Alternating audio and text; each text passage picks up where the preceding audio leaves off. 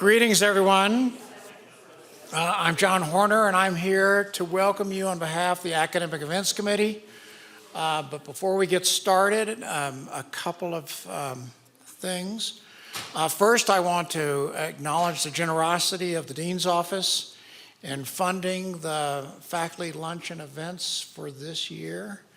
And we also look forward to them funding the events for next year. And also to tell you that for next year, we already have a full slate of speakers, blocks 1 through 8. So we will hopefully be doing this again. Look for those announcements as we get closer to the new year. Today, our speaker is Amanda Udis-Kessler, and we all know her from an assessment and programs review. But she is also an author of several books. Today, she's going to be speaking on power, privilege, and possibilities, rethinking systemic inequalities. Amanda.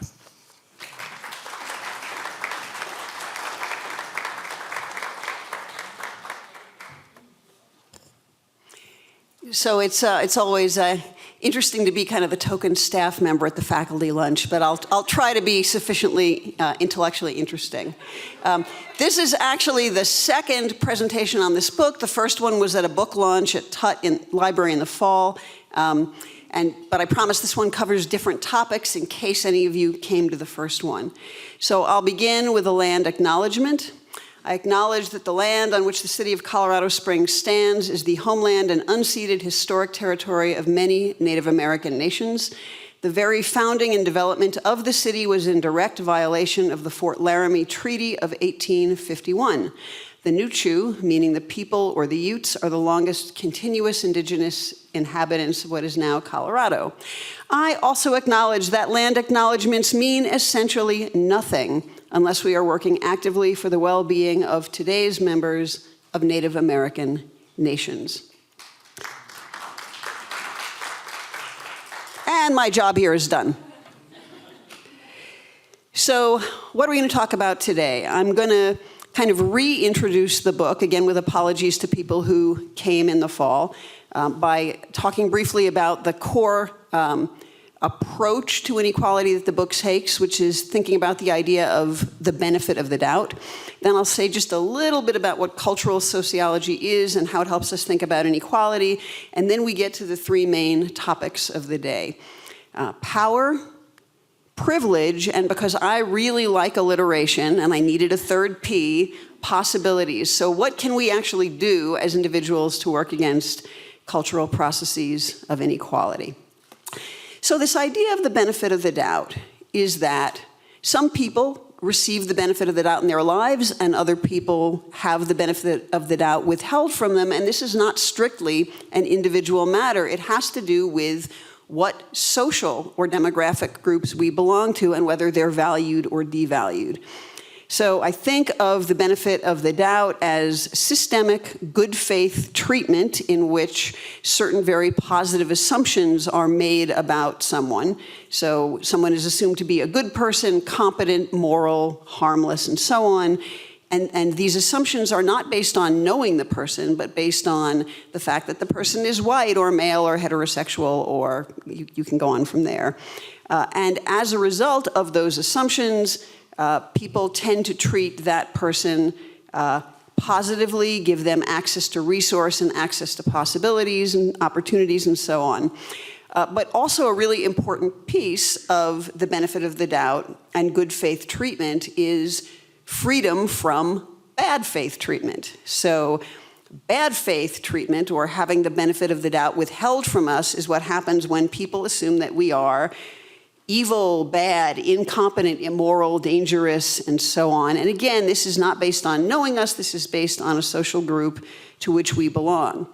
People who have the benefit of the doubt withheld from them have less access to resources and opportunities and more experiences of what I call negative visibility, including harassment, surveillance, policing, and different kinds of harm. So what is cultural sociology? To me, it comes down to a single line that Stephen Sondheim wrote in his musical Into the Woods from the song Children Will Listen. So if you know the show, you'll remember this line comes right toward the end, appropriate in a show about fairy tales. Careful the tale you tell, that is the spell. So the way we make sense of the world, the way we make meaning, makes our world, and when our world is full of inequality, how we make sense of the world either reproduces that inequality or challenges it. So I've defined culture in the book as shared understandings, those ideas, beliefs, and values that we hold in common, the shared assumptions underlying them, and the norms, rules, and laws that emerged from those shared understandings. This is, of course, a little bit different from how anthropologists define culture, but I don't think are there any anthropologists in the room? Okay, good, so I'm gonna get away with it, all right. So again, cultural sociology sociology in general focuses on social patterns. Cultural sociology focuses on our meaning-making patterns, and also how those patterns intersect with all of the other social patterns having to do with our behavior, how we interact with one another, how we present ourselves, how we make and change organizations, and so on. So what does culture tell us about inequality, or what role does culture play in it? It plays a huge role. When we think of inequality, we usually think of actions, say forms of discrimination or harm, but these actions are always informed by assumptions, beliefs, values, and so on, the ideas, or what I'm calling the ideological component of inequality, and that component justifies treating some groups of people better than other groups of people. Because again, certain groups of people are understood to be more competent, more moral, more harmless, and so on, and therefore deserving of the benefit of the doubt and what I'm calling good faith, positive treatment. So I'm using the word ideology in a particular way to describe those ideas that justify some kind of status quo and that present themselves as being just how things are and as true for everyone, while simultaneously benefiting some groups of people at the expense of other groups of people. So that's where the word ideology kind of comes into this. Again, there's kind of the positive version of this. There's the good faith treatment, there's the benefit of the doubt, but then there are the people who are understood to be incompetent, immoral, dangerous, and so on, and therefore not deserving of the benefit of the doubt, and therefore eventually receiving bad treatment in certain ways. So this ideological component can lead to discriminatory actions, which in turn lead to differential outcomes that in turn justify cultural inequality, and the cycle continues. I want to be a little careful. I know we have some natural scientists in the room. When I say leads to, I'm really not trying to make a very direct, testable, causal argument here. I'm simply suggesting that when we act, it does tend to be out of our assumptions and how we see the world. And so when we see certain groups of people as more or less deserving, we are likely to treat them better or worse. If you want to talk about that later, we certainly can. So I just mentioned a cycle, and this is one of two versions of the cycle. And now I'm going to embarrass Helen Daly by reminding everyone, or telling everyone and reminding Helen, that Helen actually originally drafted this figure for me when we were talking about the book approximately some number of years ago.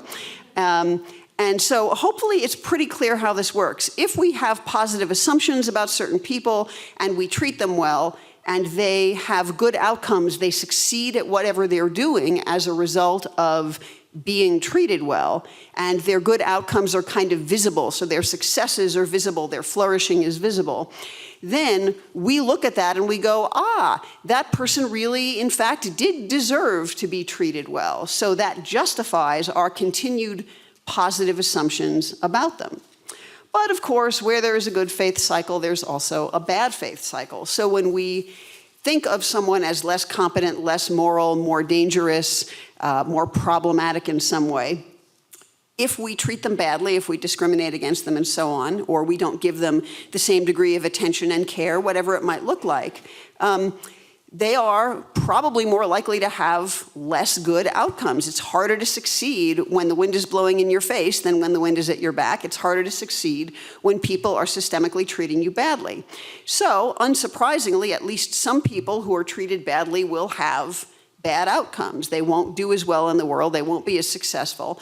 And when people who are already primed to think of them as less competent, moral, and so on, see those bad outcomes, their bad faith assumptions will again appear to be justified.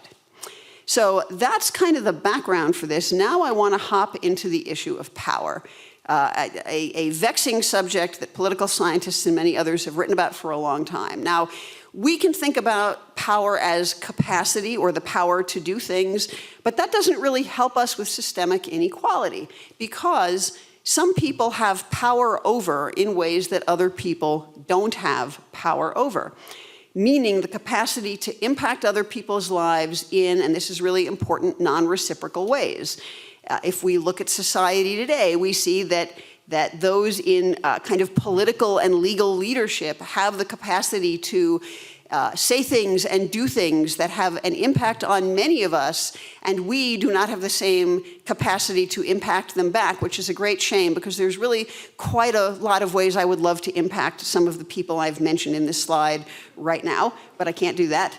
So again, it's really important to see that these people have kind of greater power than other people. And in many cases, people with this outsized power are members of socially valued groups in this country. They are rich, they are male, they are white, they are often heterosexual. There are other examples, but I'll kind of stick to that for now.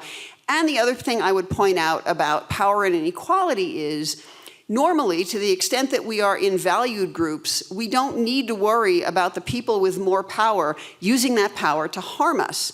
It tends to be the case that it is our devalued identities that are going to face penalty, harm, violence, punishment, and so on. So to the extent that I'm white, what's happening in this country right now is not harming me racially, and indeed I benefit from it in important ways. To the extent that I'm queer, what's happening in the country is definitely harming me right now and harming many people I care about. It's not actually harming me personally yet, but we may get there. So it's important to remember, especially for people who are primarily in valued groups, that one of the privileges of being in a valued group is literally not having to worry about your rights being about to be taken away. So what does this kind of power look like systemically? I think of it in kind of two larger ways and one smaller way. Institutional decision-making power is hugely important. This is when people are making decisions in the context of an institutional position that they hold.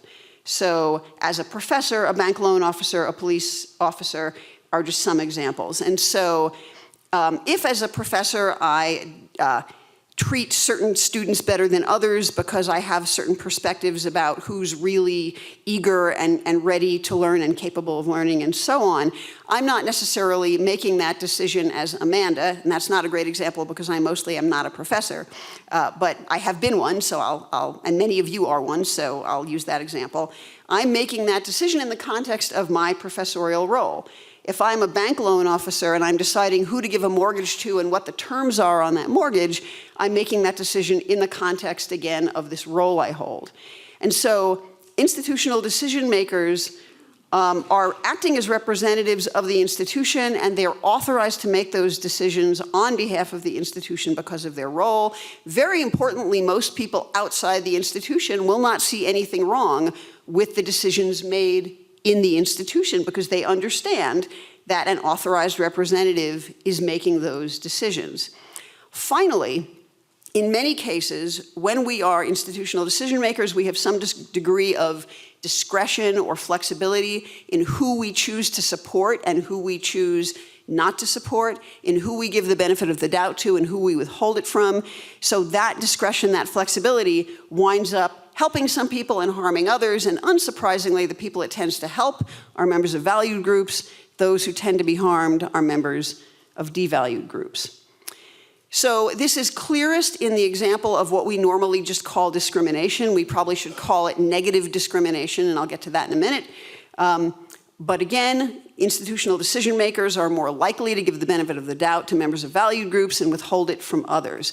This is clearest when other variables are held constant. And so in the book in chapter 3, I talk at some length about mortgage loans, hiring, and policing discrimination.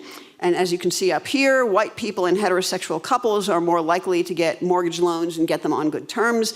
This is based on a ton of research that, again, is covered and documented in the book. White people, men, and especially white men, are more likely to move forward in hiring processes based on audit studies. So we actually have a ton of affirmative action in this country, and it's deeply problematic because for the entire length of the country, it has benefited white men. There's a whole other topic there, but I'll hold off on that. And then, of course, what we know about policing is that officers are more likely to pull over BIPOC drivers, that's Black, Indigenous, and people of color community drivers, and to arrest BIPOC individuals as opposed to white individuals. And indeed, the criminal justice system broadly is quite racist in the discretion it holds in how it enforces or doesn't enforce the law. So then we get to the second large-scale one, cultural power. This is more nebulous, harder to talk about, but it is the ability to influence how people make sense of the world. So in a sense, if you are a parent, you have the cultural power to impact how your children see the world. I don't want to minimize that level or degree of cultural power, but people in institutional contexts that have to do with, say, the media or education or religion or other kind of culturally focused institutions have a similar kind of power. And those with cultural power can convince others not only that certain ideas, beliefs, actions, or values are good or bad, but actually that certain people are good or bad. So those with cultural power can define who's worthy or unworthy, who should be treated well and fairly, and who does not need to be treated well or fairly. One of the topics I talk about in the book, it's not on this slide, is the idea of moral exclusion, that there are people we see as outside the moral community in which we belong, and people who we see as outside our moral community do not really need to be treated fairly. They do not really need rights. They do not really need due process. I'm sure as I say this, you're thinking of plenty of examples right now in our society. And so, of course, those with cultural power can set agendas, define problems, control solutions, but also they play a huge role in visibility of people. So if you have cultural power in, say, a news media context or a social media context or as a religious leader or in an educational context, you can choose to actively represent members of social groups positively or negatively, or you could actually choose to suppress information about them. So what's fascinating about our society right now and what the current government is doing, it is actually mixing the second and third of those two ways of representing people they don't like. They are absolutely representing such people negatively, but they are also literally suppressing information about them by removing historical information and medical information from websites, and I'm not going to go on there. We all know what's going on in that front. What does this have to do with inequality? Well, why would an institutional decision maker ever discriminate? Why would they want to do that? They do that because they have learned from someone with cultural power that some types of people deserve the benefit of the doubt and others do not deserve it. That loan officer has learned that white people are more financially stable than BIPOC people. The employers learned that white men are more competent than other applicants. The police officer has learned that BIPOC people are more likely to be criminals. I want to be really careful with that word learned. When I say learned here, I don't mean they learned it because it's true. I mean they learned it because someone else thought it was true. Probably wasn't true, but someone thought it was true and someone taught them to believe it as well. So in a way, both the institutional power imbalance and the cultural power imbalance go way back and they inform each other in kind of a never-ending cycle. Finally, this is smaller scale in some ways, but can work at an institutional level. Individual power is not really a great term for this. Credibility or believability might be better. How do we know if someone has credibility, believability, or individual power? Because they are treated not only as the expert on their own lives, which we all should be, but on the lives of people less valued than them. Someone in this position is the person whose version of the story is believed when there are competing versions of the story. This is the person whose ideas are listened to and taken seriously. Perhaps some of you have seen a cartoon depicting a business meeting in which the person leading the meeting, who is a man, is responding to a comment that a woman in the room has just made. And in the cartoon, the person leading the meeting says, "What a great idea, Jane. Perhaps one of the men in the room would like to suggest that." Right? So we know, there's plenty of research on this, that when women bring ideas forth in, say, business meeting context, they are less likely to be listened to. If 5 minutes later a man brings the exact same idea forth, it's much more likely to be listened to. We can say the same thing about race and other groups as well. So one of the things this tells us, not that we didn't already know this, is that the person with credibility tends to be the member of the more socially valued group. An uncomfortable but really easy example of this that has kind of institutional implications is a situation in which a woman claims that she was sexually assaulted and the man claims that she's just having day after regret, okay? So we have two versions of the story. Whose version will the police officer believe? Whose version, if it gets that far, will the judge and jury believe? Well, evidence says it's pretty likely to be the man's version. And so what happens is a lot of women who are willing to try to pursue justice and accountability after a sexual assault will find that the system doesn't believe them. They are not as credible. And there's actually a wonderful book by Deborah Turkheimer about exactly this. And the subtitle is something like, "Why We Doubt Accusers and Believe Abusers." Very clever. The book might actually be called Credibility. A more interpersonal example, imagine a group of friends, there's some racial diversity in the group, they're just hanging out. One of the white people in the group tells a joke. One of the BIPOC people in the group says, "Hey, that was racist." And the other white people in the group have to decide if it was racist or not. And so let's say the person who tells the joke, upon being confronted and held accountable, suppose they say, "Can't you take a joke? You don't have a sense of humor. Man, what's wrong with you?" Now, I mean, obviously, I hope this wouldn't happen, but the research on racism and jokes suggests that this kind of thing happens quite a lot. So, who do the other people in the group believe? Who is more credible? The person who called out the racism or the person who made and defended the joke? In a racist society, overwhelmingly, it's going to be the person who made and defended the joke. So that gets us through the power piece of this. Now I want to hop over to privilege. And I'm trying to go fairly quickly because I really want to make sure that we have time for some conversation as we go, or after we go. So privilege. How have most of us who have privilege heard about privilege? How have we learned about it? Unless we are in certain kind of areas of the discipline of education, or even more specialized areas of sociology, we are likely to have run into privilege as privilege lists. Lists of white privileges, lists of male privileges, and heterosexual privileges, and so on. Or we are likely to have been told at some point to check your privilege. Nothing wrong with either of those, but there are some limits to them, and I'd like to make this concept a little more useful. So I think there are two problems, especially with these privilege lists: the so what problem and the now what problem. So if you've seen a privilege list, you will see that there is a wide range of very kind of minute, concrete examples of privileges. I'll mention from the most famous white privilege list, Peggy McIntosh's, 3 examples. She says, you know, my whiteness is never held against me in a financial context, as if I'm going to get a loan or buy a house or whatever. She also says, I can see members of my social group portrayed positively in the media and in history books and indeed throughout my education as people who have made this country in all the best ways what it is. And she says, I can buy flesh-colored Band-Aids. Okay, so if all we have, and those things are all true, I'm not doubting that those things are true, I know they're true, but there's a real problem of what do they have to do with one another. So there's kind of there's sociologically speaking a problem with these privilege lists. What do they have to do with each other? Then what do any of them have to do with historic racial or gender or sexuality-based inequality? What's the connection?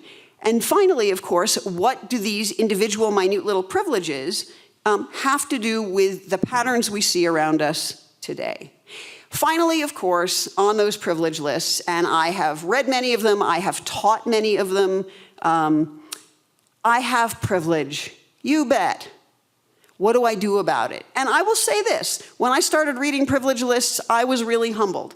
I will be the first person to stand up here and say, I have immense white privilege. I benefit from it every single day. I benefit from it at the expense of BIPOC people every single day. I find that horrifying, and I try to work against it. But if all I have is the list, what do I do? Then, of course, there's check your privilege, which normally means stay in your lane, shut up, and listen to the voices of the people who you have more privilege than. No argument, totally true, absolutely. But that doesn't necessarily, again, tell us what to go out in the world and do, how to use our privilege to work against inequality. So what I'm proposing is to take that concept of the benefit of the doubt, which I talked about earlier, so basically these first two bullets are identical to that earlier slide, and to see privilege as the accrual of the benefit of the doubt over time, across space, through generations, and so on. And so what happens when we do that? When we understand that privilege is what the benefit of the doubt looks like in our individual lives? Well, what that means is that all those tiny little concrete examples of privilege in these lists that don't really hang together, all of a sudden they start being examples of the benefit of the doubt. And we start beginning to see the connection between these really random little things on the one hand and these much larger social patterns on the other. Part of what I think makes this book interesting is that I structured all of the chapters on the cultural processes of inequality around organizing privilege lists thematically and conceptually to address this. So that is one reason why I think this way of thinking about privilege is more kind of systemically helpful. And to get really into the nitty-gritty, when we think about privilege, we can think about discrimination. Now, again, many of us will use the term discrimination and mean negative discrimination by it, like, oh, that person faced hiring discrimination, and what we mean is they weren't hired because they were female or queer or black or what have you. But in fact, what we really need to do is see discrimination as two sides of the same coin.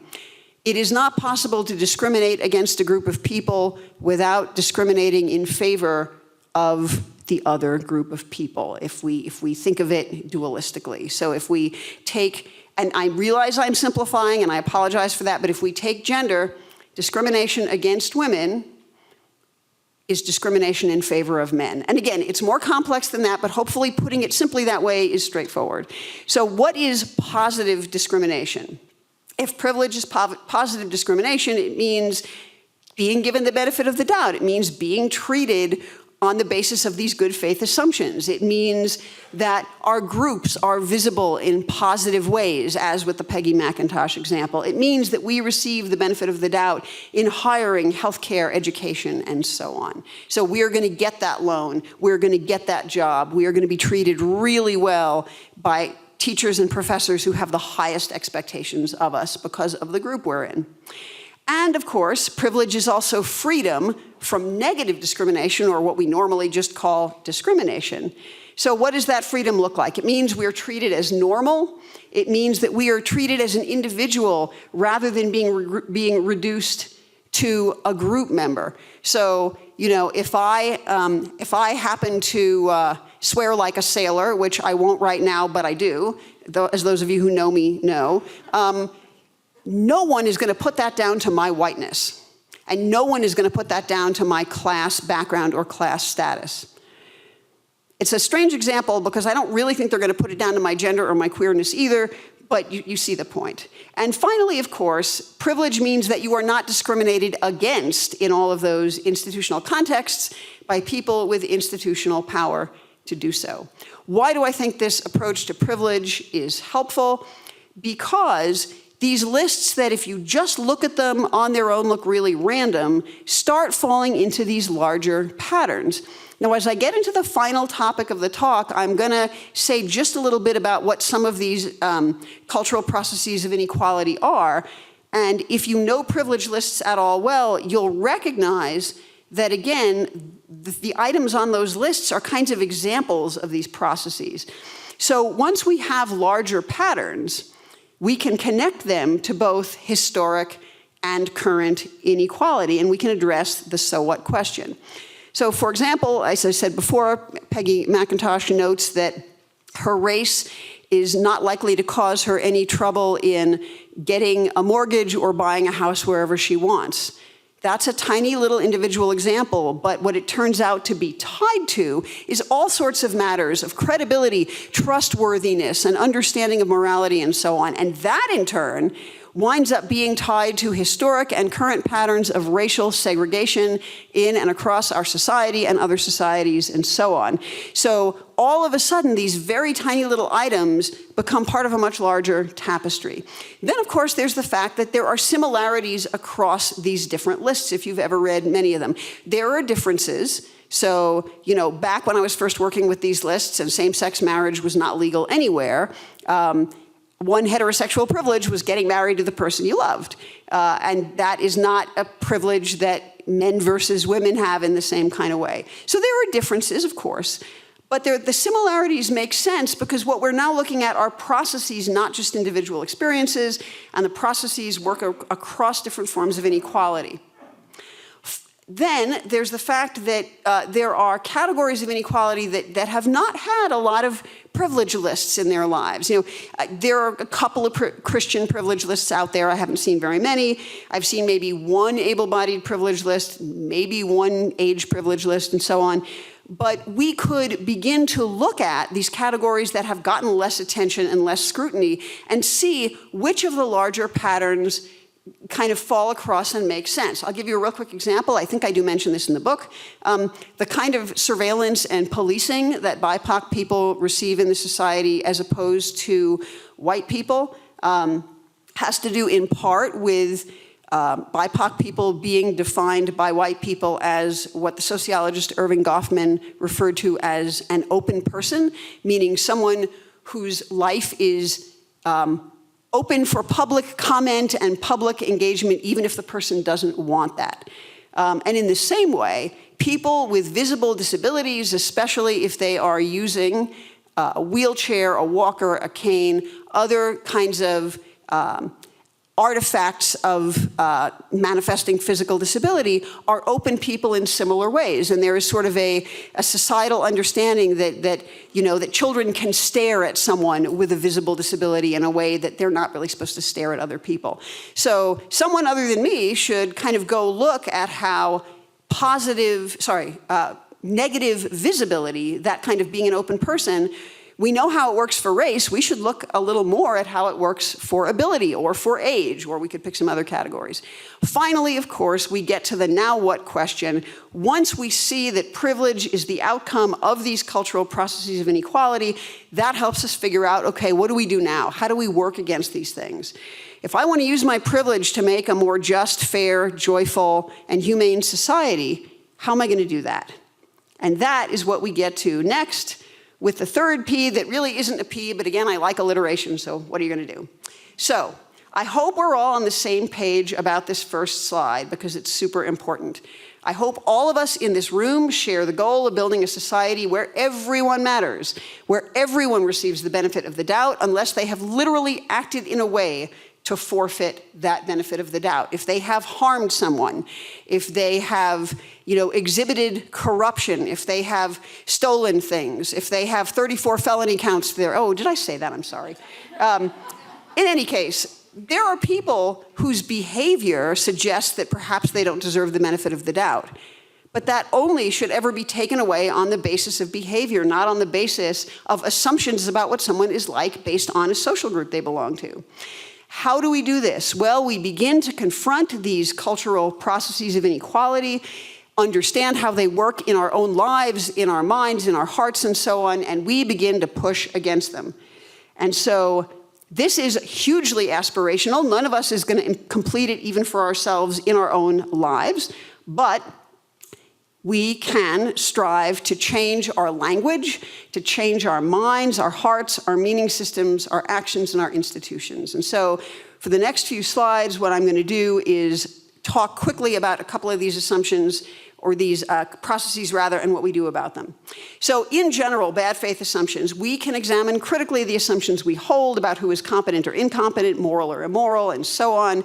And once we understand how that's working in our heads and in our bodies, we can begin to push against it. We can begin to unlearn it, and we can act differently. Obviously, this is hugely important for us as individuals, but when we have institutional decision-making power, it's really, really important. So what this means is universalizing the benefit of the doubt. Racism in education at pretty much all levels of education is about assuming that white students are more able and eager to learn than students from BIPOC communities. We can universalize the benefit of the doubt by assuming that all students are able and eager to learn. We can stop pulling BIPOC drivers over, by we I mean police officers, can pull white drivers over as often as BIPOC drivers, and the criminal justice system could begin equalizing prison sentences by race. You should not have to spend an extra year in prison because of the color of your skin. And of course, and I'll say a little bit more about this last one in a moment, we can reimagine competence in ways that doesn't keep assigning competence to men and being suspicious about competence among women. And here I will add women and other people who aren't men. Because really, what we're talking about when we think about competence in leadership is cisgender men. Anyone who is not a cisgender man has their competence questioned. And I'm sorry I don't have more time to talk about that, but hopefully that is sort of enough for us to think about.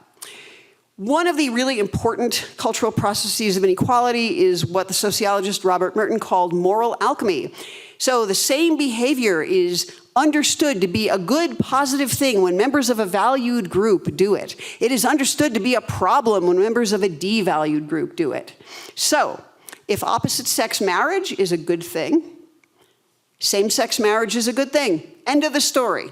It's not good for one group and bad for the other. It's not morally acceptable for one group and morally unacceptable for the other, and so on. If Republican governors, say in Tennessee, and vice presidents, say J.D. Vance, can do drag as college students and have it understood to be harmless college follies, then all drag is harmless, even when it is done by gay men and trans and non-binary and genderqueer people. If it's good for the goose, it's good for the gander. If it's good for the gander, it's good for the goose. If it's good for Vance, it's good for Flamey Grant. And if you don't know who Flamey Grant is, she's a magnificent Christian folk artist drag queen. I'll talk to you about her later. If quote-unquote black-on-black crime is a problem, and certainly most of us have heard that it is, we've seen newspaper articles and op-eds and so on about it, but if that's a problem, then so is white-on-white crime. So in the US, most crime is intra-racial, meaning it is black on black, Hispanic on Hispanic, Latinx on Latinx, white on white, and so on, because of how segregated our society is. But I bet you've rarely heard the phrase white on white crime. That is an example of positive invisibility, where the group in power gets to avoid accountability for the harm it causes by having that harm go unremarked upon. So, and finally, in rejecting moral alchemy, if we expect male leaders to quote unquote take charge, we must expect female leaders to do the same. We cannot reward male leaders for taking charge while punishing female leaders for taking charge. If taking charge is good, it's good for all leaders. Then, kind of the reverse of that is the idea of false equivalencies. In the book, I talk about how the Blue Lives Matter police support movement has kind of made its pitch by comparing itself to the Black Lives Matter movement. And if you want to know why I think that's really sketchy and wrong, you'll have to read the book. But it is an example of a kind of false equivalency. We've perhaps heard the phrase, the law and its majestic equality forbids rich and poor alike from begging for bread and sleeping under bridges and so on. This comes from a novel from about 1910 or so. Well, what's the problem there? The problem is rich people don't have to sleep under bridges or beg for bread. So again, a false equivalency. We currently have a lot of false equivalencies going on in our society at the federal government level as they claim that they are ending discrimination on the basis of race. They say, as John Roberts said before he was the Supreme Court Chief Justice, the way to end discrimination on the basis of race is to stop discriminating on the basis of race. That sounds great. I mean, who could really argue with that? Well, I can, because, right? Because what are they actually doing? That's what they say. But what they're actually doing, if you look at their policies, is they are, in fact, fomenting discrimination that benefits white people and removing challenges to discrimination against BIPOC people. So in fact, the very people saying we're ending discrimination on the basis of race are discriminating on the basis of race baldly and plainly, and we must say this loudly and clearly. I've mentioned visibility and invisibility a couple of times because I started my academic writing life in the 90s. I still really love postmodern slashes, so I've used one here with that term invisibility. Visibility can be positive or negative. Invisibility can be positive or negative. Negative invisibility is when our group, by virtue of being a devalued group, doesn't get attention, doesn't get care, doesn't get its problems solved, and so on. If we want to challenge negative invisibility, we need to ask who's missing in a given situation or narrative, whose contributions are being ignored, needs going unmet, and so on. Positive invisibility is basically freedom from accountability. You can do all sorts of terrible things, but they won't get covered in the press, or they will be redefined as not really so bad. So we need to ask who's normal, what behavior counts as normal, who is benefiting from not being held accountable. So again, I go back to that question, was it rape or was it regret? If we have a sexist society and men's actions are not held accountable and men are kind of positively invisible in that story, we need to challenge that by taking that positive invisibility and rendering visible and legible the harm that members of valued groups cause. And finally, we need to treat all people as individuals, not representatives of their social groups.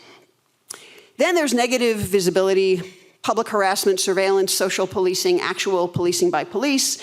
We need to hold harassers accountable and lovingly invite them into deeper compassion for the people they are harming. This is really, really hard these days, but no one said life was easy. And of course, we need to elect some politicians who will rethink policing so that policing in this country is no longer about primarily reinforcing race and class inequality.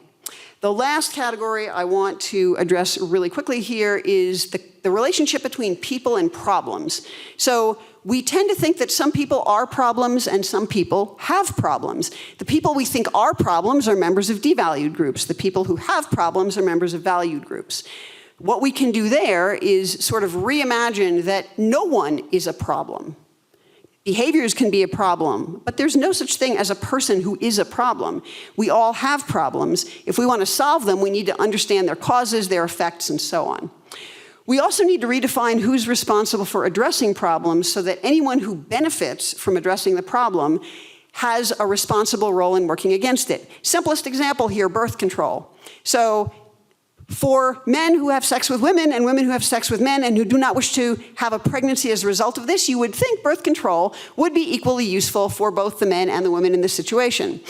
Would it surprise any of you that 90% of birth control responsibilities in this country fall to women?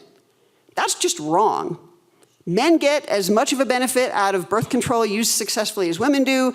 Men should be financially, logistically, and practically responsible for half of it.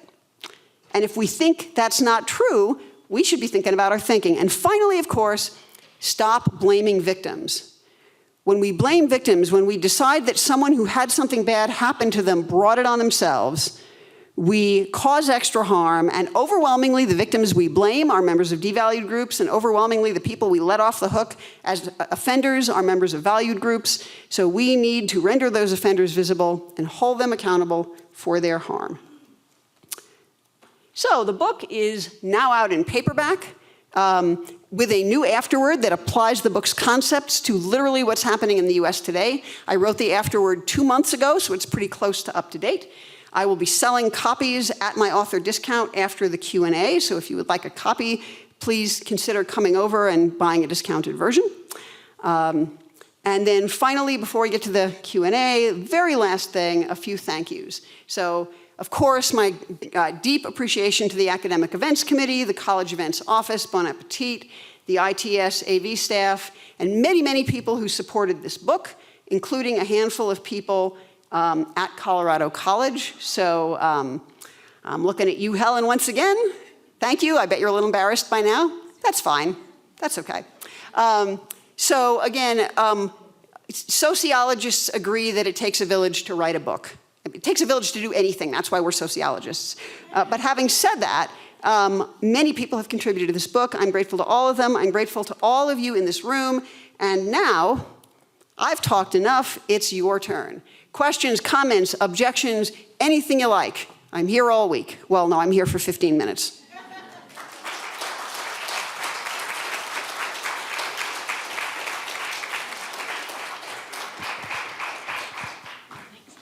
Thanks, Amanda. You know I love this project.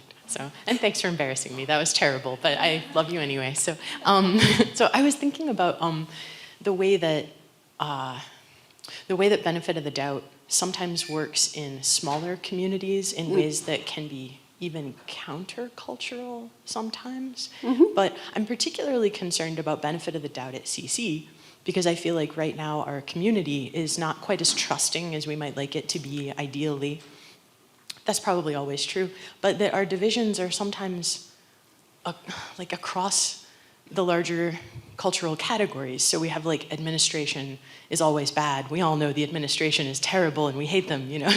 I think that sort of prejudice is really harmful, and believing that people in different groups are against us is bad for us. But sometimes I feel like, I don't know, I want to like stand up for full professors a little and say like, hey, they're not all bad. The administrators aren't all bad. Even though these are people with more power, I feel like a lot of the distrust is targeted at people with more power.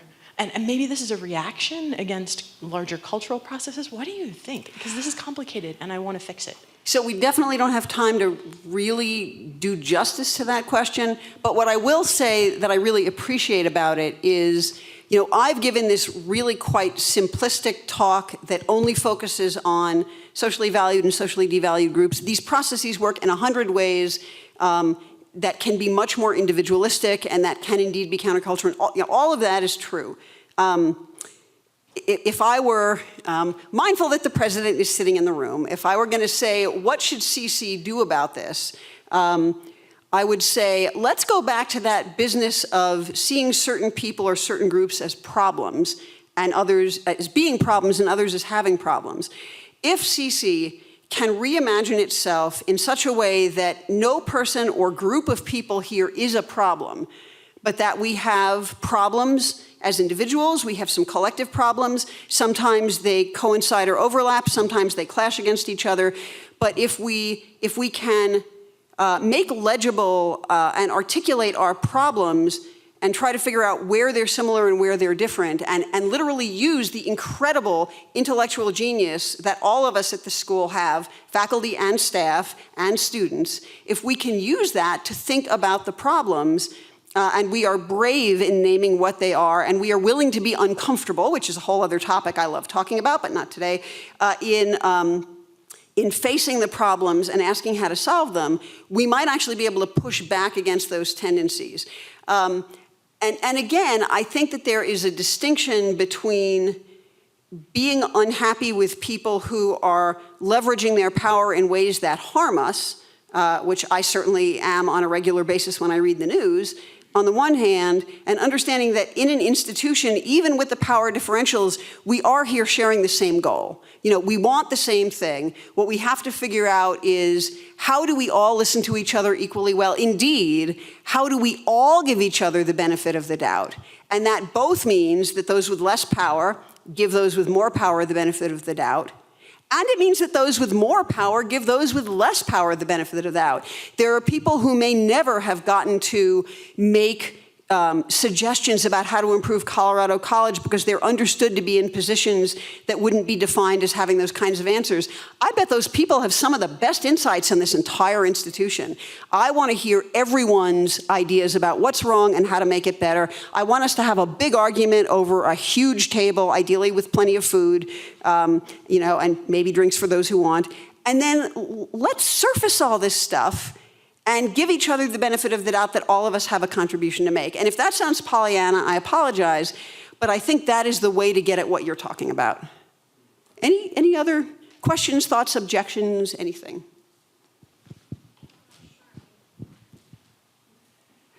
Amanda, one of your early slides referred to people who hadn't demonstrated their otherness in terms of moral evil. So I want to pose an extreme example. What about formerly incarcerated people in your paradigm here? That's close to my heart. Yes, that's actually close to my heart as well. I have a prisoner friend who I've been friends with for more than 30 years, who did a terrible thing once, and he will be in prison for the rest of his life, which I don't expect to be much longer. So what I find helpful in this context is remembering, as the great lawyer and author Brian Stevenson said, that all of us are more than the worst thing we've ever done, said, or thought. And I will not take credit for that phrase because I first read it in his book, Just Mercy. But if we began to think about society that way, one of the books I would like to write next actually is called How to Love Our Enemies, and that concept kind of features in it.